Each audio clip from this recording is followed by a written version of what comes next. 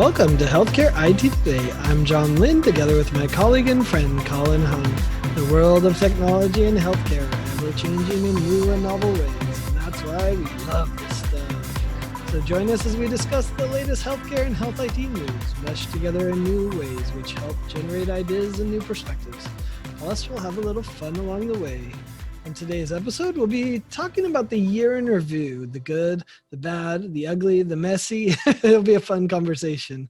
And be sure to follow the show on Twitter at the hashtag HITSM and our personal accounts at TechGuy and at Colin_Hung. Plus, check out our now 15 years of health IT blog content at healthcareittoday.com. 2020 is going to go down in the record books, man. This is going to be a memorable year. Yes, we are now. Yes, I mean I don't know what other adjectives we have, right? Unprecedented, historic. It's been quite a year. Yeah, amazing. Both good and bad, though. I mean, I think, it's so easy to focus on the bad because I think we've all suffered in some way or another. And not all suffering's equal across it, but we've all suffered personally, often professionally, in all sorts of ways. But there's also, I'm more and more, and maybe Thanksgiving in our last episode did this to me, but, I have a lot of gratitude for everything that's been accomplished and really the resiliency of the human spirit, which really is behind healthcare as humans. Yeah, I definitely think that it's that, and it's all the bad as well, right? Like the good is that we found out who we really are, and we're not really quite as bad as maybe the media makes us out to be. We still care mostly about neighbors and friends, and we try to do our best in terms of keeping each other safe. And yeah, we saw some companies really step up, and some organizations really step up in this time of the pandemic. So. But hopefully, this show today, we won't really talk as much about COVID as maybe as we normally would, because I think we've talked about it so much. So we're going to try to avoid that and talk about some other things. And maybe, John, what I'll start is by asking you, what was the most surprising health IT thing that happened in 2020? Yeah. And, certainly we can't not talk about COVID in some ways in 2020.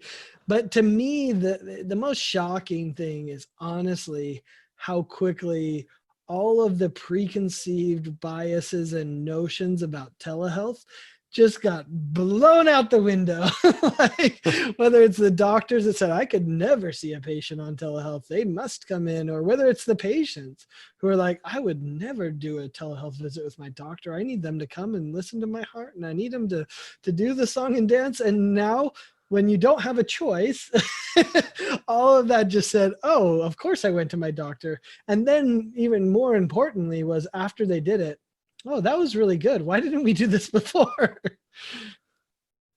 Yeah, I know it's hard to argue against that. I mean, the speed at which telehealth had to be adopted, the speed at which the biases came crumbling down, the speed at which people learned these tools and learned how to use them and incorporate them into practice was pretty phenomenal. It was, obviously, I don't think implementing a telehealth system was as complex as, let's say, an EHR.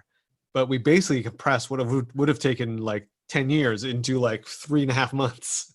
Right? Yeah, So it's crazy. it's pretty incredible how fast we all could move. Yeah, I'd throw another one in there too, and I'll put my nerdy tech guy hat on for a second. But more generally, it's the move to the cloud, but not even so much the move to the cloud, but the need to be able to burst and the need to be able to have the services that cloud and the related technology services provide. So as everything went remote, oh, it was great that you could roll out 100 desktops in a virtual environment on the cloud and then be able to pull them all back 3 months later when everyone was able to go back to the office. Like that, finally showed the light of day and was like, wow, okay, yeah, cloud is amazing here. And related to that was, say, like ransomware events. The cloud and related technologies like backup services became so important in 2020. And we saw that over and over. It was amazing. We've seen health systems go down for entire weeks and even longer. I think there was one that went down for an entire month almost. And you're like, wow, you went down for a month, which to me is a bit of incompetence on the IT side of things. But if it showed the importance of having your disaster recovery, of having proper backups, because ransomware doesn't care about any of that. And if you have proper backups, you can restore, and sure, you're going to lose some data, but at least you have some options and you're not down for a month. So I thought that was a good surprise, if you will, that all this technology that we've heard so much about, go to cloud, importance of backups, is now like seeing the light of day, and a lot of organizations that have them have benefited from them, and those that didn't, they're suffering. I have a few sort of good news, but two of them are sort of like good news in the sense we didn't hear anything. So let me start with that one. So one of the things that surprised me was we didn't hear about mass layoffs in health IT from providers. And to me, that was a little bit surprising, given that they had to furlough so many other clinicians, even when elective surgeries got canceled, when people couldn't come in to see their primary care physicians. But we didn't hear about these, okay, well, hey, we have to furlough a whole half of the health IT team. I'm sure it That's happened. true. There were Like, some probably. I'm sure there were some unfortunate teams where that did happen, but we didn't see it en masse. And I thought we would have. I thought people would put their projects on hold, or just not do some things, but either it got all taken up by telehealth, right, or the other projects that they were kept going because maybe this was an opportunity where people weren't using that system, or that system could be taken down, or whatever it was. But we just didn't hear about that. So I found that pretty surprising, that we didn't see sort of this mass layoffs, mass furlough problem or thing rear its head on the provider side in health IT. Absolutely. The other thing that I was a little bit surprised about was we had heard at the beginning of COVID-19 how maybe this would be an opportunity for so the nefarious parts of our society to take advantage of healthcare and increase cyber attacks and increase ransomware. And because obviously people were taking the eye off the ball in terms of those things and really just focusing on delivering care. But we didn't really hear about sort of hospitals getting frozen and not being able to access their EHR. Again, it probably happened, and I'm sure it did happen, but we didn't see this giant wave of cyber attacks like some people had predicted. Yeah, I would say from the cyber perspective, we did see some, right? I mean, there was definitely phishing around. Hey, do you want to hear about the vaccine protocol, or do you want to see? Sure. So there was some phishing, but it was all stuff that was familiar to us, I guess. And so they were definitely trying to exploit it. But you're right. I don't think we saw any sort of wave of people going down because of COVID. The project one is surprising to me as well. I thought for sure all these EHR projects would be really put on hold, but there was a small hold at the beginning where we said, where are we, what's happening? But then it seems like everyone's gone forward. Yeah, and even on the vendor side, I mean, you and I speak to a lot of vendors, and they definitely stepped up their game in terms of pumping out needed features and really refocusing on some of the telehealth aspects or the ability to work remotely. Those kinds of things, they didn't let anyone go or put anyone on furlough. They just said, okay, let's go shift over here and let's work on this. So anyway, I think that was really nice to see, and to me, that was a pleasant surprise. Yeah, there's going to be a long-lasting impact too from all of these EHR implementations that had to do virtual go lives. And that's going to transform so much. I mean, there's going to be a lot of consultants that are going to lose status on the airlines and hotels, but it's going to be to, their families' benefit, having them home, at least most of them.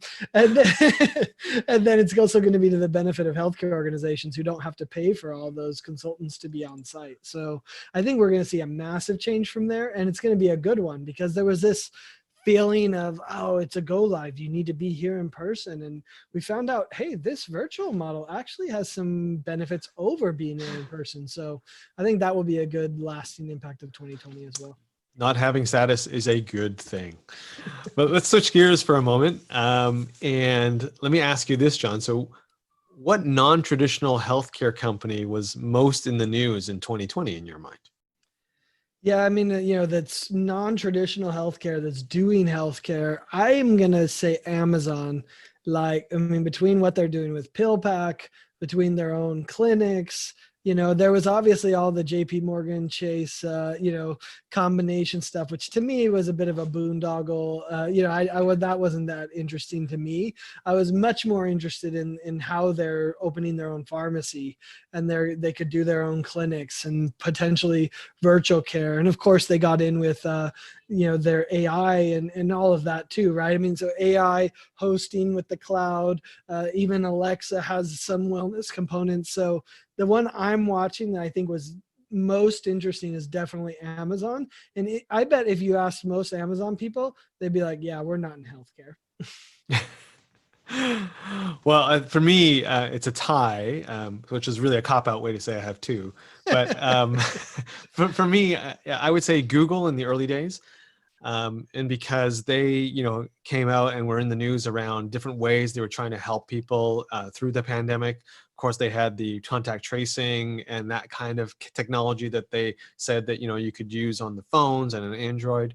They also had, put onto their search, whenever you searched some mental health issues, they would come up with the suicide hotlines and the kids helplines and those kinds of things, which I thought, is kind of healthcare related, but it just goes to, it kind of demonstrated to me that they really were living up to the, do good kind of motto that they have, because that to me made a lot of sense, right? And so these little tiny things, they didn't come in a big way in 2020, but I think these little small things show that the company with that much power and that much reach can help in a pandemic situation that we found ourselves in. So for me, Google was early, and then later, Walmart.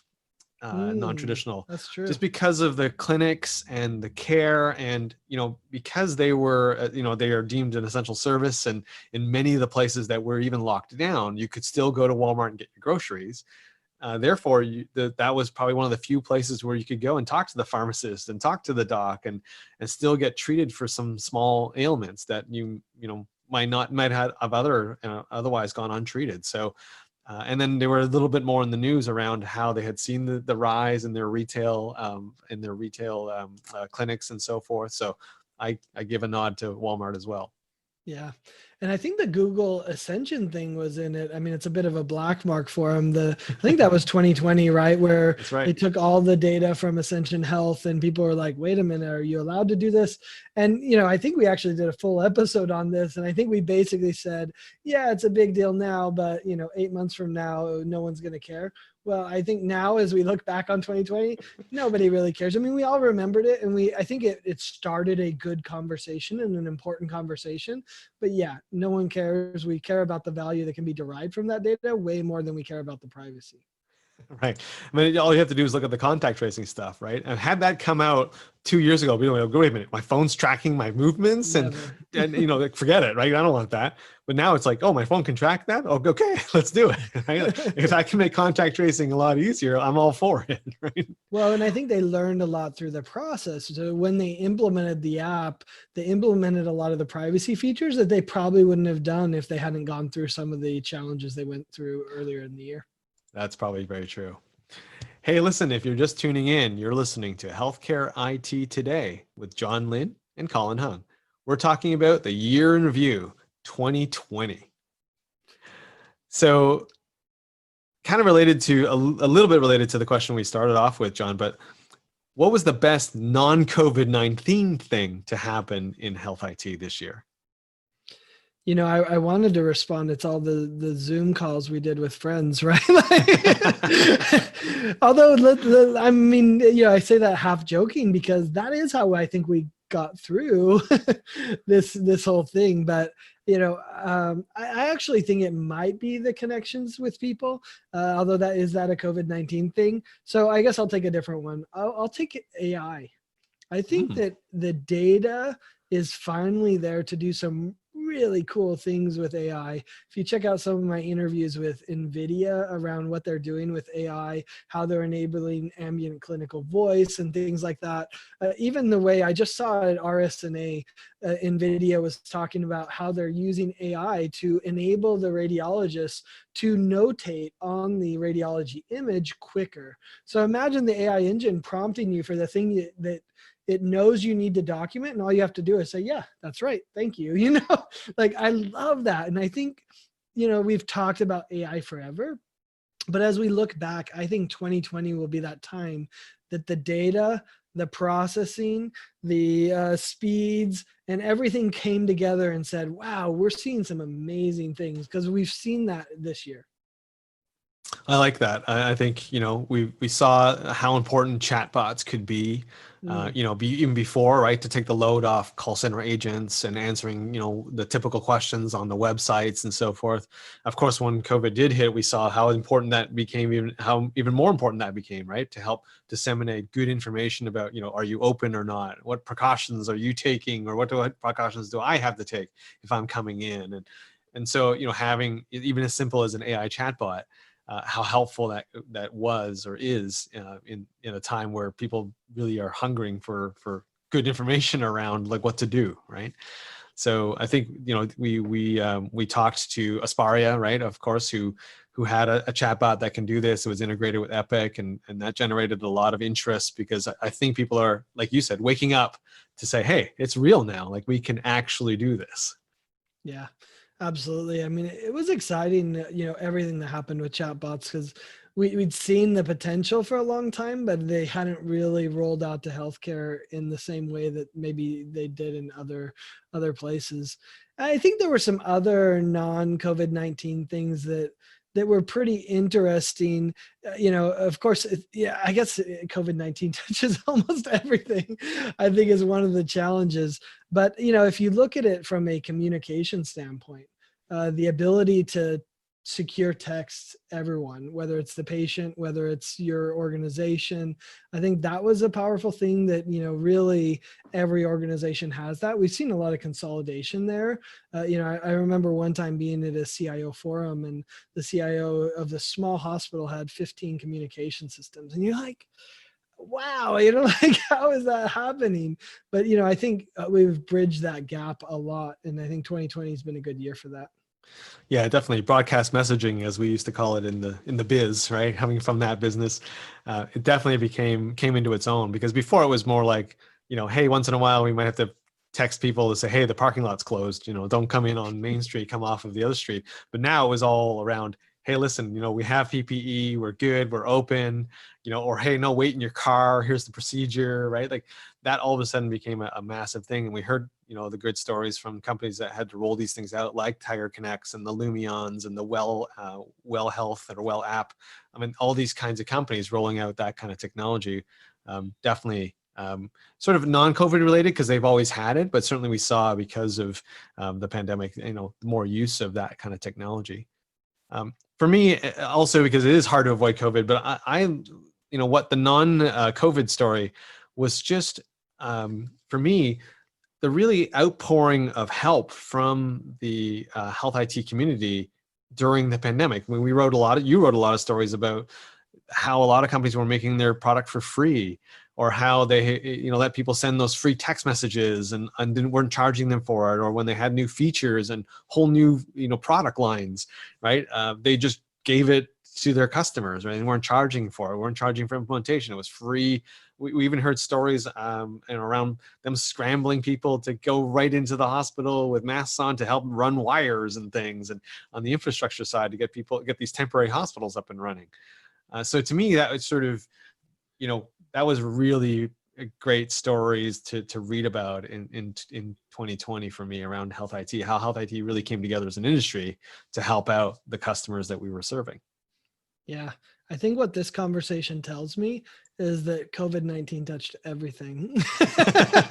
Which, to be honest, it's kind of true, right? I mean, you could bring up interoperability, but like, no, interoperability in many ways was about COVID-19, and there was a lot of great initiatives there, and we realized the issues of not having interoperability amidst COVID-19. And there were a lot of people that are working to solve those problems. But, like, if we go down the list, I think everyone, which I guess is the endearing part of 2020, is that everyone in their sphere of influence went in and said, what can I do?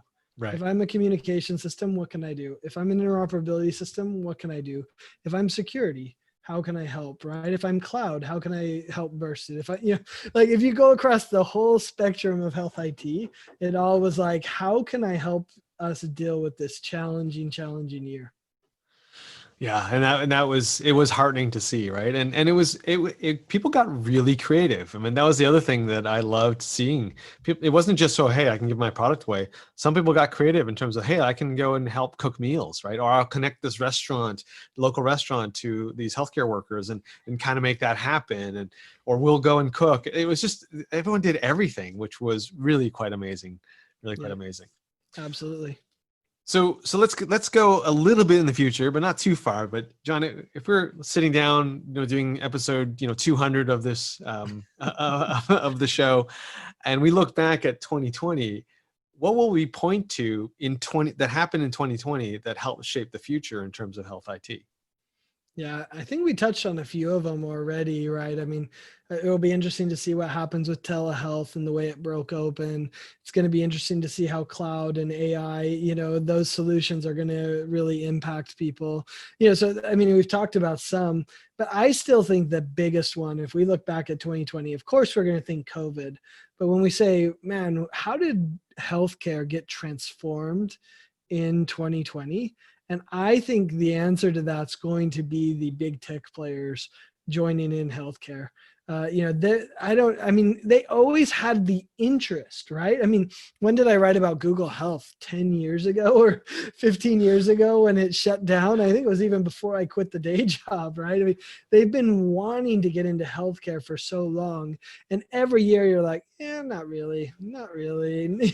Okay, you bought into healthcare, but then they would just like destroy whatever company they bought. But this year, it just felt different. Like it felt like what they were doing is legitimate health IT solutions. They're not trying to come and destroy the industry. They're trying to bring solutions that really make the industry more efficient and more effective. So I think I would look at the big health IT companies as really when we look back, we're going to say, oh, that was the start of Amazon's owning healthcare, or Google really providing these AI solutions to healthcare that leverage their data and make the doctor more efficient. I hope you're right, John, because I am excited, because I think those companies bring something that we haven't had in healthcare, which is scale, right? I mean, even the largest health IT company, Epic and Cerner, are small compared to Yeah, Google's and that's crazy Apple's to and think about. IBM's, right? Like, so I think you're right. I mean, I hope we will look back at 2020 and go, that was the year that finally Google and Apple and Amazon got it right, or made that first tentative, meaningful step to getting really into healthcare, right? Well, I mean, this is next episode. Will we regret it? I Well, that's a whole other story. don't know. That's a whole other We'll story. see. But yeah, they're definitely in. Well, the one thing I think that we will remember and look back at 2020, of course, we'll remember COVID and the pandemic, but and telehealth and things like that. But the one I hope that we will point to 2020 and go, that's when it happened, which was interoperability. Because we started the year, and the biggest story at the start of the year before the pandemic was going to be info blocking, right? And all the blocking rules and those kind of things. And that's still coming into play, right? Like it may now is delayed a little bit, but that, it's going to be there. And we through the pandemic, we realized how bad it is that we cannot share electronic health records very easily, right? We had to go back to using fax in some cases, sneakernet and others, right? People were using post-it notes, right, when they couldn't get things out of different systems. So I think people are now going to realize, hey, like we cannot operate like this, and we finally have to put some wood behind the arrow, so to speak, around interoperability. I think the combination of legislation that's come into play, the new guidelines, and then now just a recognition that, okay, we really need to fix this. I'm hoping that we will look back in 2020 and say that was the year that the industry finally said, all right, we got to do this. Now, we've been saying this every year, right? Every year we go to the conferences, this is talked about, but I'm hoping that with what happened, that we look back at 2020 and say that was the year we finally made a significant move in the interoperability.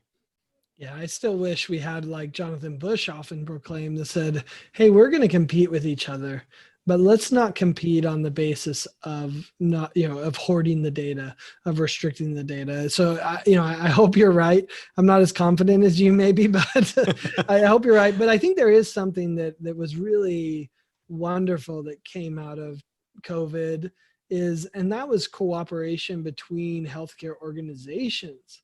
And this was often competitors that were across the street from each other. And COVID gave them a reason to start working together. And I think many of them, when they got together, said, man, we should have done this a long time ago. There's just a lot of opportunity. Sure, we're still going to compete and we're not going to share our trade secrets and all that, right? I mean, they're still going to be cautious, but there is a lot of knowledge that we could share that would better our patients. And that's the right thing to do. So, I am hopeful that that will be something that we look back on and say, hey, why are you guys working together? Aren't you competitors? And they'll be like, oh yeah, well, remember in 2020 when we were all suffering, we came together and now we're friends and we work together wherever we can. Yeah, whether it was, PPE or whether it was nurses or just help in general, when you had, when they had to build something in a parking lot, right? Like, simple things like that. And yeah, you break down that wall and hopefully it stays broken down for the next little while. And even people across the country, right? It wasn't even just people across the street. True. We had people when the pandemic was hitting hard in New York. Nurses came from down south where it wasn't so bad yet, and they came up to New York to help the swamped hospitals up in New York City. And and I think that would never have happened had we not had the situation we find ourselves in. So it just goes to show that when the stuff hits the fan, healthcare can come together and competitors can come together and collaborate. And we even learned something from the Canadians. I mean, that's at least the first. I had to do it, man. Oh, well, you had to bring up the Canadian thing. So. No, we love our Canadians. Canadians have given us a lot, especially during COVID. But no, I think it's true, right? I mean, the world has come together in many good ways. I think the vaccine administration, and really developing the vaccine is another great example of that. And I think we're going to see it again as that vaccine gets rolled out. I think so too. Well, hey, listen, thanks to all of you who tuned into this episode of Healthcare IT Today. You can find out more details about our show by checking out the programs page on healthcarenowradio.com. And please share your voice and engage with the community at healthcareittoday.com and on Twitter using the hashtag HITSM. I'm Colin Hung with my friend and health IT collaborator, John Lynn. Thanks for listening.